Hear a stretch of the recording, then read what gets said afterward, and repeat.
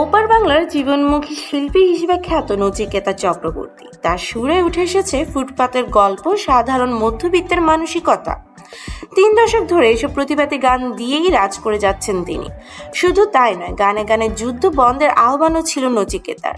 আর সেই গানের কথায় আশ্বস্তির শব্দগুলো ছিল এমন: একদিন ঝড় থেমে যাবে, পৃথিবী আবার শান্ত হবে। এদিকে ভারতে কাশ্মীরে হামলার পর উত্তেজনা বেড়ে যায় ভারত পাকিস্তানের মধ্যকার উত্তেজনা। এরপর বুধবার মধ্যরাতে পাকিস্তান ও আজাদ কাশ্মীরের 9টি স্থানে একযোগে ক্ষেপণাস্ত্র হামলা চালায় ভারত। ভারতীয়রা যাকে বলেছে অপারেশন সিঁদুর। এতে সব মিলিয়ে দুই দেশেই ঘটেছে হতাহতের ঘটনা। আর এই সকল ঘটনা নিয়ে উদ্বেগ প্রকাশ করেছেন নচিকেতা চক্রবর্তী। ভারতীয় গণমাধ্যমকে নচিকেতা বলেন, একটাই কারণ, আমি যুদ্ধ নিয়ে আতঙ্কিত। এতে সবচেয়ে বেশি ক্ষতিগ্রস্ত হবেন সাধারণ মানুষ, আপনি, আমি।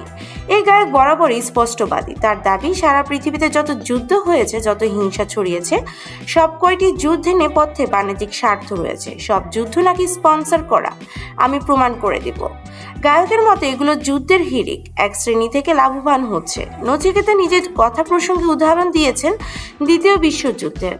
আর প্রাচীন ইতিহাস থেকে গায়কের উপলব্ধি, যুদ্ধ মানে মুনাফার খেলা। কাদের মুনাফা সেটা বুদ্ধিমানেরা সহজেই বুঝে যায়।